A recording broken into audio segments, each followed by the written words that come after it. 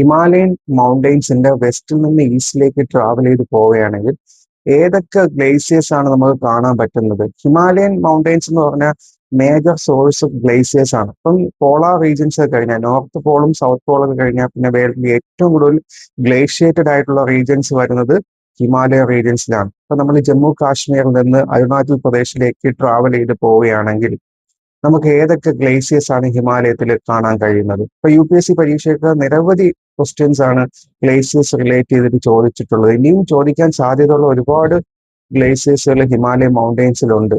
അപ്പൊ അതുകൊണ്ട് ഏതൊക്കെയാണ് പ്രധാനപ്പെട്ട ഗ്ലേസിയേഴ്സ് എന്ന് പറയുകയാണെങ്കിൽ, കാരക്കോറം റേഞ്ചിലാണ് കൂടുതലായിട്ട് ഹിമാലയൻ മൗണ്ടെയ്ൻസിന് കൂടുതലും ഗ്ലേസിയേഴ്സ് വന്നിരിക്കുന്നത്. ഇന്ത്യയിലാണെങ്കിൽ ലഡാക്ക് റീജിയനിലാണ് കൂടുതലും നമുക്ക് ഗ്ലേസിയേഴ്സ് കാണാൻ കഴിയപ്പെടുന്നത്.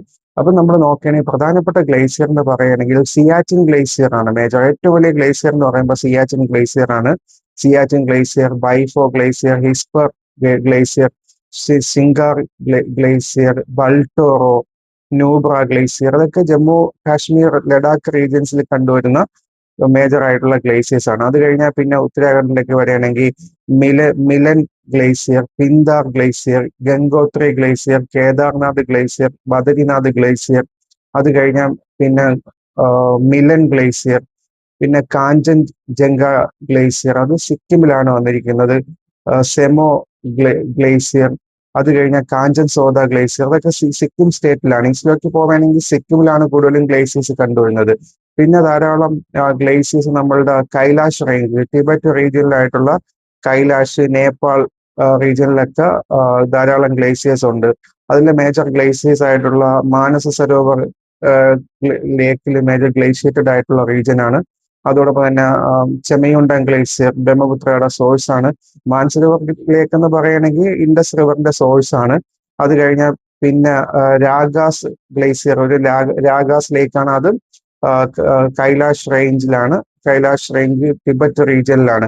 അപ്പൊ ഈ ഗ്ലേസിയേഴ്സ് എല്ലാം മേജർ റിവേഴ്സിന്റെ സോഴ്സും കൂടെയാണ്. മേജർ ആയിട്ടുള്ള ഹിമാലയൻ റീജിയൻ എന്ന് പറഞ്ഞാൽ ഇന്ത്യയുടെ മേജർ റിവർ സിസ്റ്റം ആണ് ഹിമാലയ റീജിയൻ. അപ്പൊ ഈ ഗ്ലേസിയേഴ്സ് ആണ് ഈ റിവേഴ്സിനെ എല്ലാം ഫീഡ് ചെയ്യുന്നത്. അപ്പൊ ഈ ഏരിയ മേജർ ആയിട്ടുള്ള ഒരു ഏരിയയാണ്. UPSC ക്വസ്റ്റ്യൻ ഒക്കെ നിരവധി തവണ ചോദിച്ചിട്ടുണ്ട്. അപ്പൊ നമ്മൾ വെസ്റ്റിൽ നിന്ന് ഈസ്റ്റിലേക്ക് പോവുകയാണെങ്കിൽ ഏതൊക്കെയാണ് ഗ്ലേസിയർ നമുക്ക് കാണാൻ പറ്റുന്നത്, അതോടൊപ്പം തന്നെ ഈ ഗ്ലേസിയേഴ്സും അതോടൊപ്പം തന്നെ ഈ ഗ്ലേസിയേഴ്സ് ലൊക്കേറ്റ് ചെയ്തിരിക്കുന്ന സ്റ്റേറ്റുകൾ, അതോടൊപ്പം തന്നെ ഗ്ലേസിയേഴ്സ് ലൊക്കേറ്റ് ചെയ്തിരിക്കുന്ന റേഞ്ച്, അതൊക്കെ വളരെ പ്രധാനപ്പെട്ടതാണ്. മിലൻ ഗ്ലേസിയർ ഒക്കെ ലൊക്കേറ്റ് ചെയ്തിരിക്കുന്നതെന്ന് പറയുമ്പോൾ ഗാർവാൾ ഹിമാലയാണ്. അപ്പൊ അതൊക്കെ UPSCക്ക് ചോദിക്കാൻ സാധ്യതയുള്ള ഏരിയയാണ്.